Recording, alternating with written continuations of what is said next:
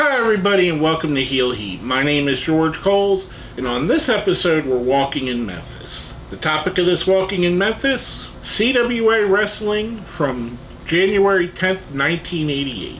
If you haven't seen my shows before, I grade everything on a 1 to 5 scale. 1 is the worst, 5 is the best. Let's jump right into it. The first match of the show, and for these we grade everything segment to segment. If you want to watch the video I reviewed, there will be a link down here in the description. So pause this, go check that out, come back, watch this. Or if you don't care about spoilers, watch this and definitely go check that out. We start off, we get Scott Hall going up against the Blue Knight. This was a match that was very early on in Scott's career. He still had the big perm and the Magnum PI mustache and looked like a cowboy, the Gator Scott Hall look. This was fun. I mean, it was great. It's always great to see a guy like Scott Hall early on in their career before they really took off and before they really got into the gimmick that made them as popular as they would be.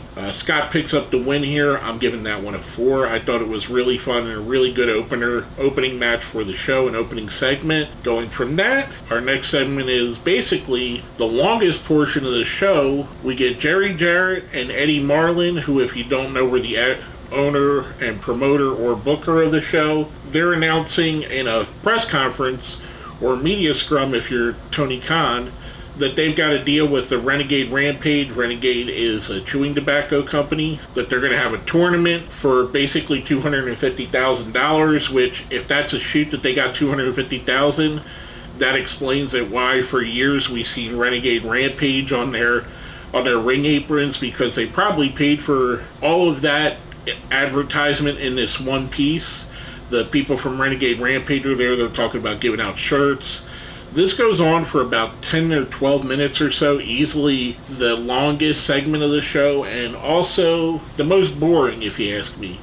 I understand why it was done, and it was probably definitely a promotional thing. That $250,000 was most likely a shoot. They probably gave them that to promote their company. But overall, on a wrestling show, they should have trimmed this down to about a 2-minute highlight reel of it. I'm going to give this a 2, just not that good. It wasn't fun at all. Next up, we get an interview with Hector Guerrero, talking about wrestling Jeff Jarrett. Hector's in full heel mode here. I enjoy this because when I think back on Hector Guerrero's career, I don't think of Hector as a heel. I think of him as a babyface.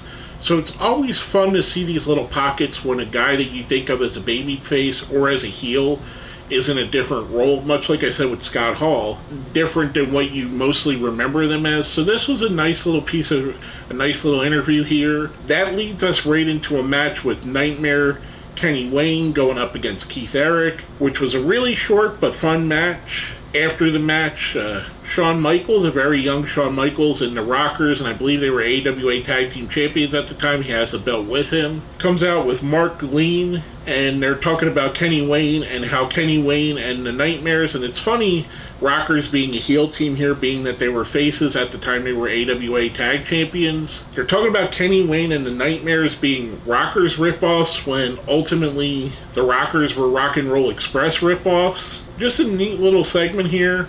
You could see glimpses of where Shawn would be later in his career, but he's not quite there yet. For all that, I'm going to give that a 3. I thought it was good. There were glimpses, but nothing really special there. Coming back from the break, we go into a match with Shawn Michaels versus David Wilson. Kenny Wayne is on commentary here. Another really quick match. Shawn makes quick work. This is where he shines. This is where Shawn Michaels has always been a notch above most other wrestlers. He shows here, even at this early state in his career, why he should be considered one of the best wrestlers in the world. Shawn picks up an easy win here. Afterwards, we go back to the announce table with him and Kenny Wayne. They're kind of going back and forth, talking about the Rockers, or talking about Shawn and Gleam going up against Wayne, and then out of nowhere, Scott Hall shows up. Scott Hall gets Kenny Wayne's back. For all this, I thought this was really fun. I liked this part better than the first time around. It felt a little bit more, and maybe it's the inclusion of Scott Hall, who felt like, promo-wise, he was on a better plane here than Shawn Michaels was, at both in similar parts of their career. I'm giving that whole segment a 4. I thought it was really good. After that, we see some highlights of the Lord of the Ring tournament, where we have Bill Dundee beating Jeff Jarrett and Jerry King Lawler beating Scott Hall. Then the finals are Lawler versus Dundee. Lawler beats Dundee to win the tournament. We're in studio. He's being given a $10,000 diamond ring for winning, kind of like the Dynamite Diamond ring that MJF has won every year so far at the time of this taping. Lawler and Dundee get into a little bit of an argument. At the time they were a tag team. Dundee wants the ring, so they set up a match where they put $5,000 of Dundee's money on a check versus a ring. All in all, a great segment. Two of the great Memphis wrestlers of all time. I'm giving that a 5 because these guys could really talk you into a building. They made you want to buy a ticket. I wanted to buy a ticket now, 30 years, 35 years later, and I know the match isn't happening. I wish I would have been there to see it because it's Lawler and Dundee, and they drag you right into it. Coming from that, we get a local interview with Jeff Jarrett. He talks about Hector Guerrero.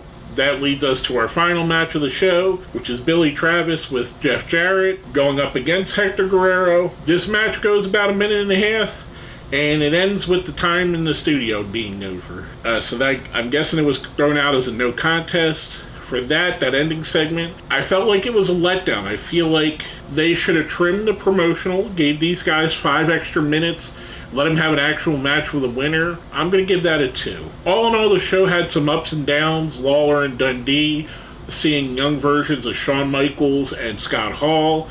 Jeff Jarrett as a younger wrestler here. Hector Guerrero, reminding people that not just Eddie Guerrero was great from the Guerrero family. There's a lot of great Guerreros. Hector and Mondo were amazing too. Both Chavo Sr. and Jr. are also fantastic. This was a all over the board kind of show.